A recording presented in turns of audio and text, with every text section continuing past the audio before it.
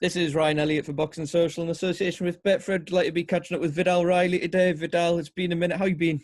Man, I've been good. I've been busy. Actually work outside of the ring as well, brands and stuff like that. I've started picking up a lot in the last couple of weeks, so definitely in a better place, good position. Injury is almost there. Been working hard, working diligent on that daily, weekly, monthly. So yeah, it's good. It's good. I'll be back hopefully May, June when I get back in the ring, and then hopefully we can stay on a roll and not have so much of a stop start to my career, because that's the last thing I want now. I just want to go back in, get some flow going, and pick up some momentum. So yeah, things have been good. I don't want to dwell on the injury too much, Vidal, but Also, yeah. I don't speak out of turn. I've known you to be a very level-headed person, but being ruled out of a card with two of your heroes, one of them's behind you and you all there, Roy Jones Jr., someone you've always Yeah. had the greatest admiration for. Yeah. What was that like mentally to deal with, being out of that card, and what was such a great opportunity for yourself? Well, it's definitely one of the most I don't know even how to put it. It's like it made me mature. Put it that way. It made me mature. It made me realize, not everything is gonna go according to plan. Even if the plan is as big as being on the undercard as two legends, it still can fall through and not be because of anyone.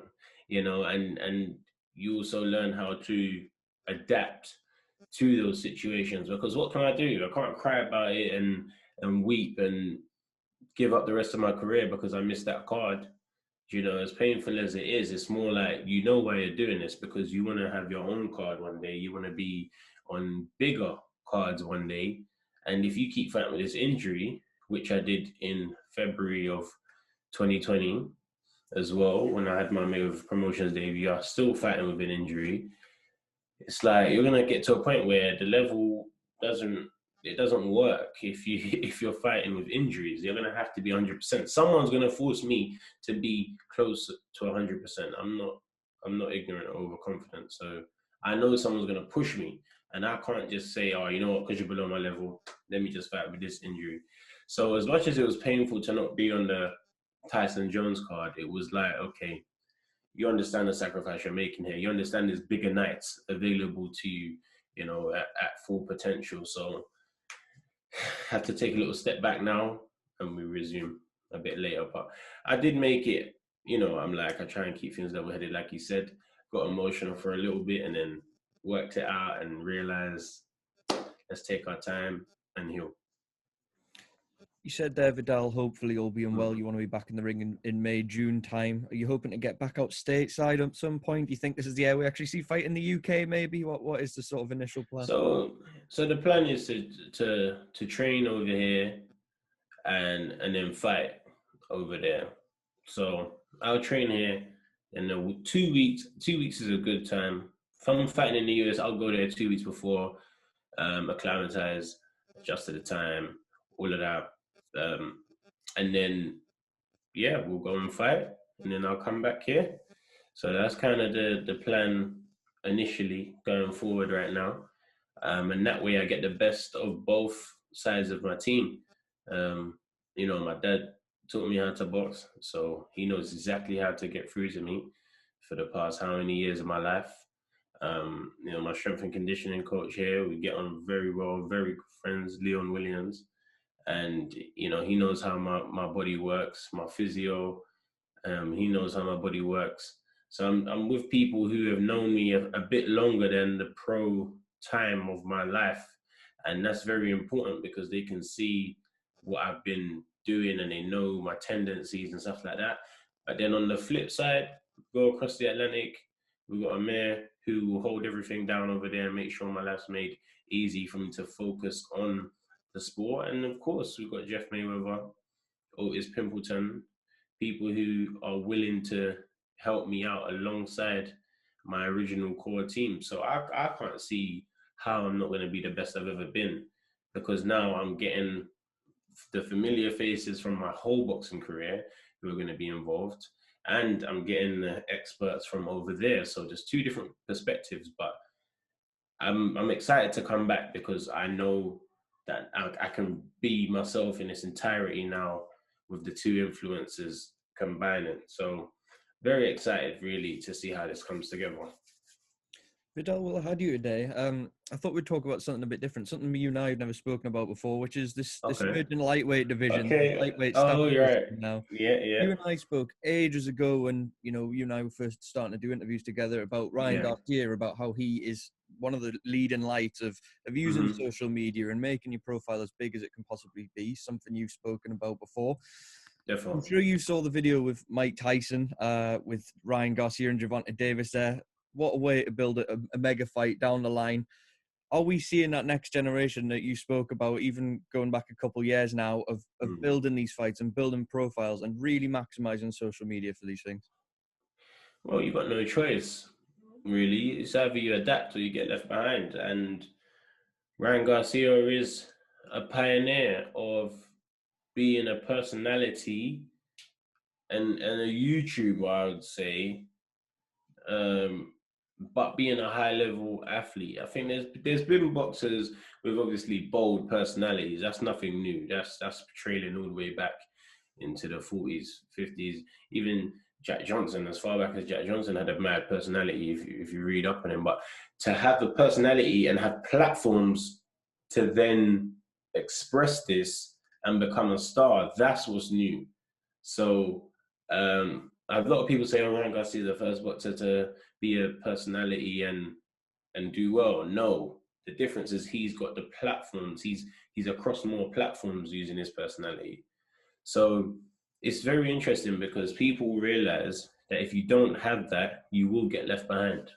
There's so many quality boxers worldwide that we're just not going to hear of until if they make it to world level or a level where they get some screen time. But why wait for that? Why do you want to frown your nose at someone who's giving himself that attention before he has to be a world champion? Before he reaches the elite level, you can follow his whole journey. And I feel like with me, Ryan Garcia, there's no one else, honestly, there's no one else in world boxing that I can think of, correct me if I'm wrong, where you can document their career from day one all the way until the heights. No matter where I fight in the world, I can make sure you see it. I don't have to wait for a TV deal. I don't have to wait for anything. I can just say, well, it's Mexico, camera out, put on the channel, million views. That's so, and he's doing amazing, and he's ahead of me in setting that path for doing that.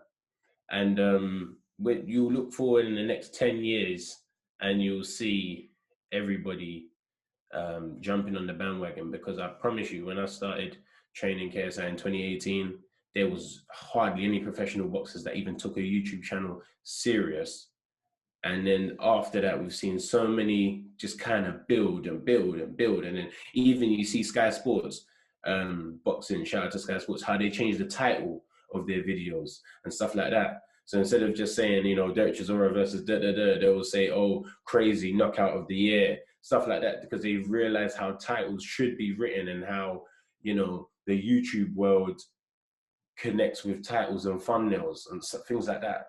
So we're seeing the professional boxing world, traditional boxing world, adapt to the fact that socials is a thing that needs to be done in this day and age, and you just can't help it.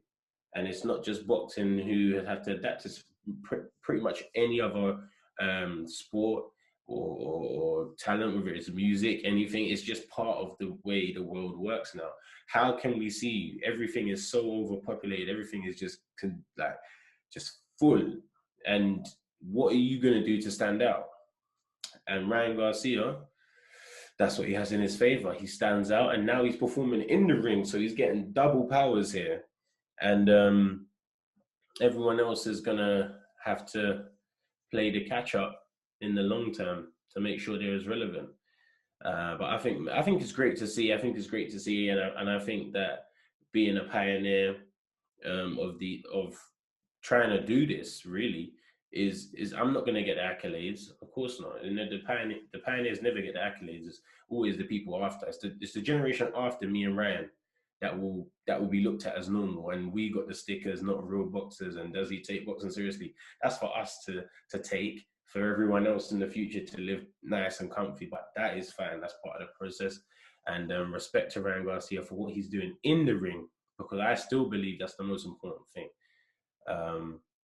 And yeah, him and Tank, I don't know. I can't even predict that one. Yeah, I've got to do a little bit more watching and research and see how I break down the fight, and then I'll be able to make a prediction. Let's just stay with these 4 new lightweight kings everyone's speaking about there. You said there, Ryan Garcia. He's now proven his world level accolades in the ring. Brilliant performance against Luke Campbell. Showed he has the heart as well, getting off the canvas. Gervonta Davis, Teofimo Lopez, Devin Haney. You've been around the Las Vegas circuit a lot. This is something I wanted to ask you about. How many of these guys have you actually seen in the gym? I'm guessing you've probably seen a bit of Devin Haney. Have you seen any of Tank as well? Seen Devin. Haven't seen Tank in the gym. Because he normally trains in the evening when the gym's empty, and then I train in the day. So haven't was supposed to go down to the gym one evening, but never went down there. But seen Devin. Devin's always sharp. You know, this is the thing. Devin's always been like that. He's always been sharp. He's technically sound. He practices, and he's dedicated to boxing. He doesn't waste his time doing anything else. He's trying to become the best athlete and the best boxer always. And I don't think there's anything wrong with his game. He just lacks a bit of power. That's all. He just hasn't got that.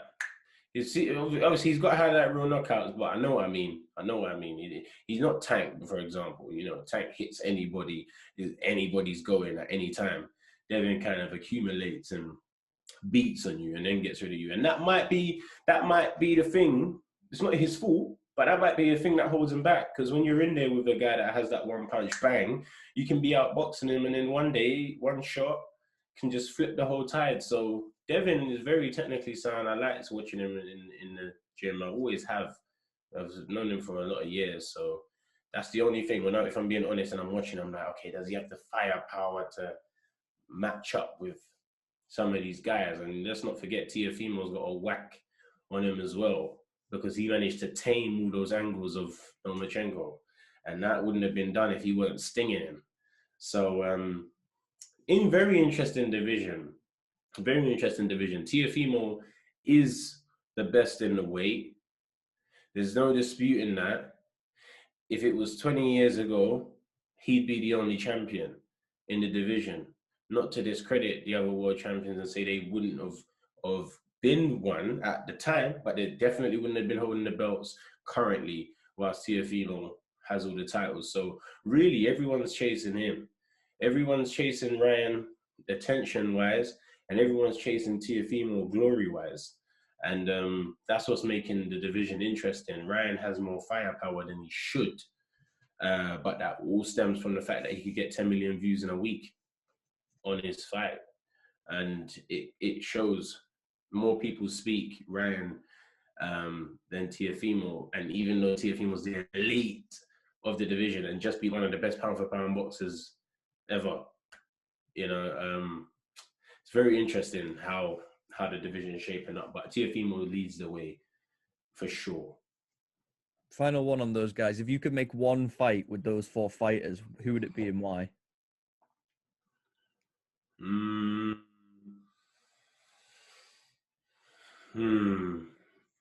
Not a fight would I make.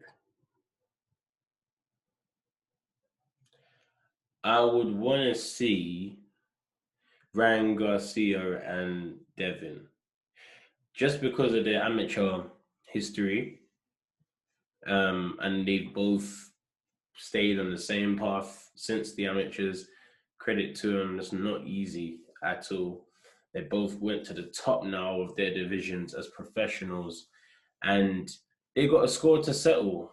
But I believe they're 3 each as amateurs.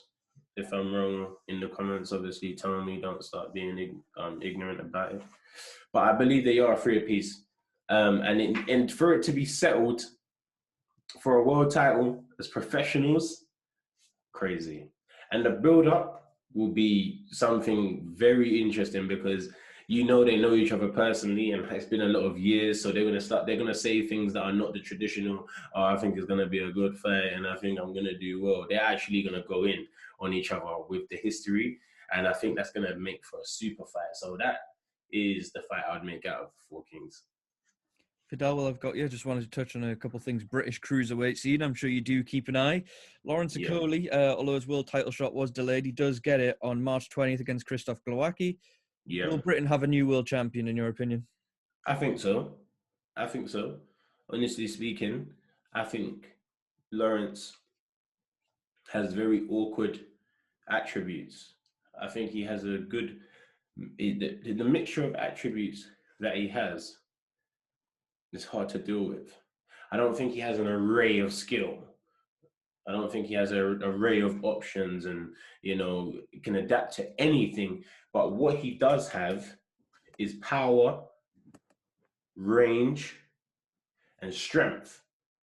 And with the power, range, and strength, if he hits you at any time, you can go. If you get clumsy trying to run in, you'll get hit. And if you get close, he has the strength to hold you and not allow you to move. And with those three things against Glowacki, I can see him knocking Glowacki out. Southpaw, gonna come in down the middle, step back, boom, right hand, straight, chuff, to the middle of the face. That's what I can see. Furthermore, Southpaw, come in, right hand, boom, hook, bang, on the outside, on the blind side. I can see it happening. But it has to happen early. I can't see it happening late. It's not going to be a late thing. I think Glowacki's world-class pedigree will show through the longer the fight goes on. If Glowacki gets used to his power at any time or believes that it's not that bad and I can actually deal with this, we're going to be in for an interesting fight. But if he comes out and he gets caught cold quite early, because Lawrence does still start fast to this day, it's going to be a short night and we're going to have a new world champion. And that's what I believe is going to happen. I believe Lawrence is going to win that world title by a knockout, either round 4 or 5. And it'll be an amazing story from where he's come from to then be a legitimate world champion in the space of 5 years of turning professional. So amazing, and I really wish him the best, and I hope he does well. A stablemate of Lawrence Okolie, a former amateur foe of yours as well, Chris Billam-Smith against Dion Juma for the British title. How do you see that fight unfolding, Vidal? Obviously, I mentioned it some time ago. You did share the ring with Chris once upon a time, though. Yeah, that's a good fight. That's another good fight. I don't know. I don't know. I can't call that one right now. Again, that's something I'd have to do a little bit more watching. I know how Dion Juma boxes, obviously, but I have to sit down and watch it again and see how the fight would play out in my mind. I'd say Chris has definitely got some momentum going at the moment. He had a good performance last time out on the Matchroom Fight Camp. And Dion Juma has been making some noise. He started quietly, though. He was more on the underground, on under the radar, just kind of doing his thing. And now this is his chance to become in that light, kind of like to put himself in the category that like Luke Watkins was in and Isaac Chamberlain and people like that, the way we're allowing like, oh, you're a British talent that can come through. This is Dion Juma's fight to prove that. He's got the platform to prove that. And Chris Billam knows this. So it's going to be a very interesting fight because both guys are very hungry. And they know that this is one of those fights where you go up a next level or you literally could go back down to not existing again. So it's going to be very interesting. If I had to just put a safe bet down, I'm going with Chris Billam-Smith. But I do know that Dion Juma is awkward, and who knows how a fighter reacts to an awkward fighter. You've seen great fighters, they do their thing, and the moment someone awkward is in front of them, it changes everything, and they don't really know how to work it out. So interesting fight, but safe bet, Chris Billam-Smith. Final one from me, Vidal, because I appreciate I've asked you about everything under the sun. No, that's cool, man. We've That's spoken good. about before. Former champion, undisputed champion in your division, Alexander Usyk. He is making his way in the heavyweight division now. There are talks ongoing for him to face Joyce for the interim WBO title. How do you see Alexander Usyk getting on in that rematch from their amateur days? I think it's going to be harder for him. I think it's going to be harder for him. He beat Chisora clearly, but he didn't look like he did at cruiserweight. Right? I love Usyk, by the way. I think he's a big inspiration to me. But if we're being honest, he hasn't looked as dominant since going up. He fought Weatherspoon, didn't he? He fought Weatherspoon, which was fair enough. Like, change of opponent. You're supposed to fight Tyrone Spong. You throw another guy in there and you're supposed to handle it. Very professional of him, and you can't expect his best performance, right? But he beat him. He stopped him. Moving on to Chisora. It was a tough fight. It's fights that he's winning clearly, but I feel like they take a lot of toll on you.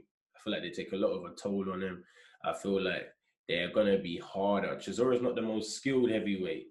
Very intense, heavy. It's going to give you that feel of a heavyweight, but he's not going to work out what you're doing per se and adapt to it. He kind of does what he does. And if it works type thing. And Usyk didn't look too dominant. So now we're moving up to someone bigger than Chisora.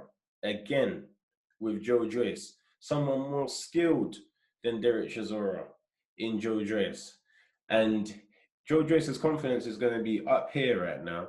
He had a really big win in his last fight, and he believes that he's deserving of being at world level. And if his amateur career is anything to go by, world level is only where he belongs. So he's going in there with a different mentality now. He's achieved a lot more since fighting Alexander Usyk. And I think it's going to be a really, really good fight. And it's surprising, but if he uses the same tactics he did against Daniel, he might have a great night, because Usyk's got the southpaw style that's trying to bob and weave and get in. If he keeps step back and stiff jabbing him, he might not be able to get inside. And that would be very interesting if he can tame him with that as a professional, which he avoided to do as an amateur, because I feel like he was too over eager and went to Usyk, and he gave Usyk a chance to use those angles by moving in. If he hangs off and says, well, I don't want to do anything. Do you want to do anything? No, I'm just going to jab you from out here then. It would be a very interesting fight. So I'm going to go with Joyce. Right now, I can see how Joyce wins this fight. I can see how Usyk wins it, but I only can see how Usyk wins it based off mistakes Joe makes, not just going in there and winning the fight. So I'm going to go with Joyce. That might be surprising to everybody, but he has the ability to win if he keeps his discipline and doesn't decide to run in and get excited. He could pick Usyk off from that outside. Right, well, Vidal, thank you so much for your time, as always. I'm not going to keep you much longer, but all the best with recovery. I hope to see you back in the ring soon. I'm sure we'll catch you when you do have that fight. Yeah, I'll be back in the ring soon. I always enjoy doing the interviews with Boxing Social. Shout out to the guys. Make sure you're liking and subscribing, people, because they don't do enough of that. They don't call out the like and subscribes or not. So because they're my guys, I'm going to do it for them. Yeah. And make sure you put on your notifications, because if you're not on my home screen, if you're not on their home screen, then you ain't going to watch the video, right? So you're going to have to go to the subscription feed, turn on those notifications, and make sure you keep up with everything Boxing Social. Well, I couldn't have put that much better myself, Vidal, right? That's getting straight away. That's straight out.